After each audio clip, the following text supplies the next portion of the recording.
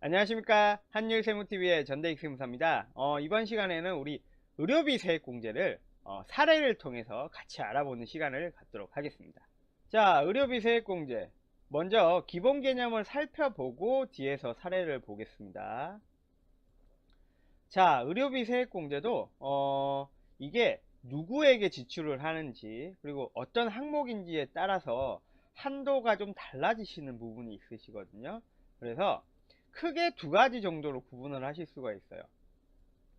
자, 본인이나 장애인, 그리고 65세 이상, 또 이제 난임 시술비, 그리고 이제 건강보험 특례자 분들이 계시거든요. 그래서 내가 난임 시술비나 이러한 분들을 위해서 지출한 의료비에 대해서는 기본적으로 한도의 제한이 없이 15%, 그리고 난임 시술비는 20% 이렇게 세액공제를 해준다라고 보시면 되세요.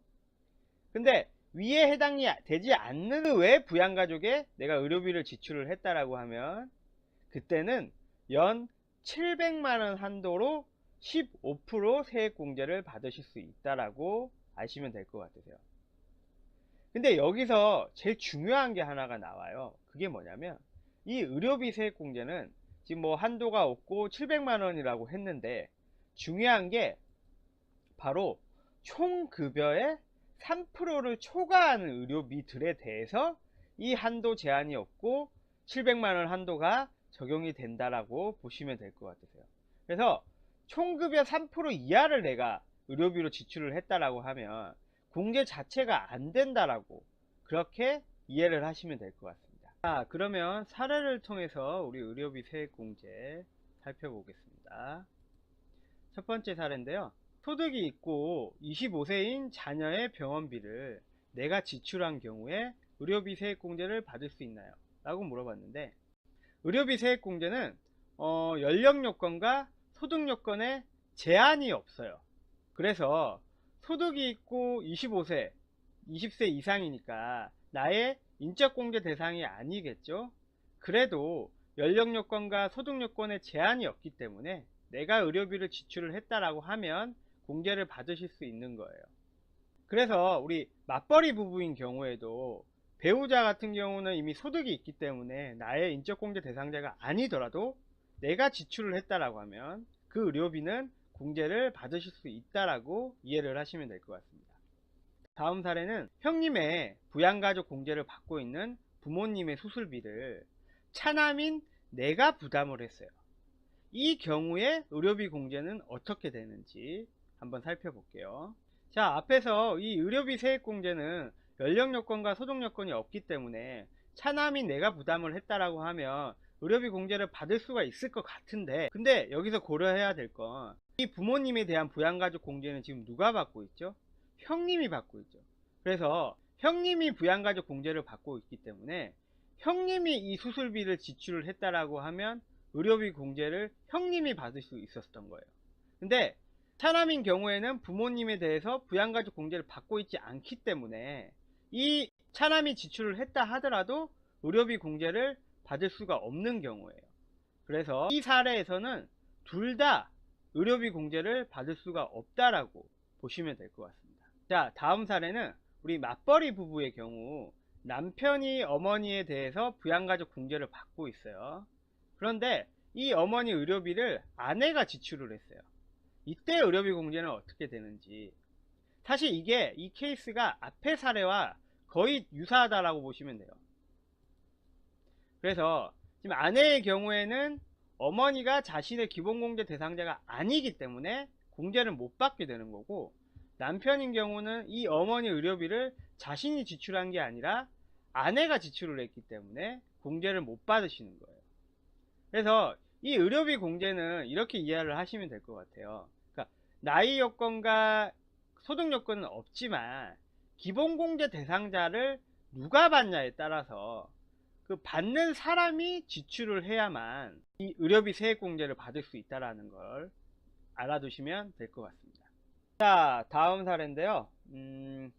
아이가 아토피성 피부염 때문에 일본에 있는 병원에서 치료를 받았나 봐요. 그러면은 이 의료비 공제를 받을 수가 있는지, 세법에서는 외국에 소재한 병원에 대한 의료비는 공제가 안 된다라고 규정을 하고 있어요. 그래서 국내에 있는 병원에서 치료한 의료비에 대해서만 공제를 받으실 수 있다라고 이해를 하시면 될 것 같습니다. 다음 사례입니다. 아버지가 연도 중에 노안으로 별세를 하셨어요.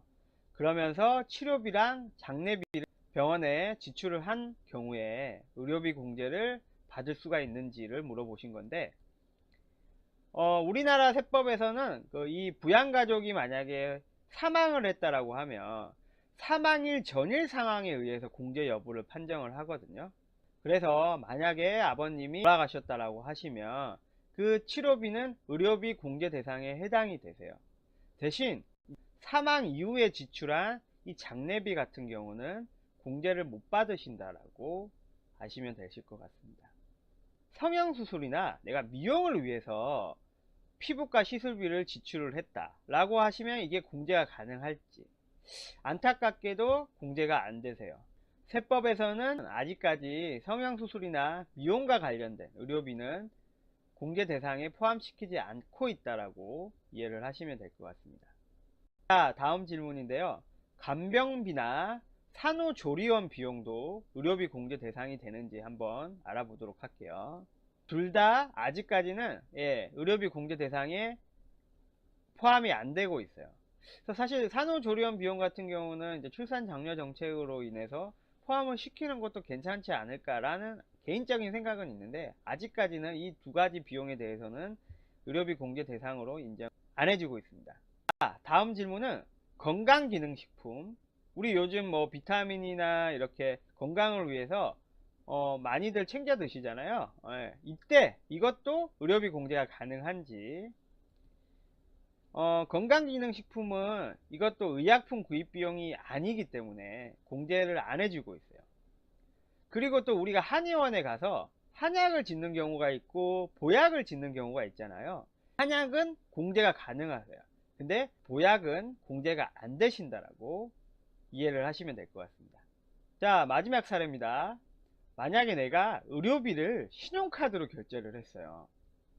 그럼 이 경우에 내가 의료비 세액공제도 받을 수가 있고 신용카드 사용 소득공제도 받으실 수가 있는지를 물어보신 거거든요. 그러니까 중복으로 다 받을 수가 있는지. 가능하다라는 거예요. 일반적으로 우리 신용카드 소득공제랑 다른 세액공제들이 중복이 잘 안 돼요. 중복 적용이 잘 안 되는데, 이 의료비 같은 경우는 세법에서 동시에 적용이 가능하게 해주고 있어요. 그래서 여러분들이 만약에 의료비를 지출을 하신다라고 하시면 아무래도 신용카드로 결제를 하시는 게 훨씬 유리하시겠죠. 중복으로 적용을 받을 수가 있으니까. 그럼 이번 시간에는 여기까지 하도록 하겠습니다. 네, 감사합니다.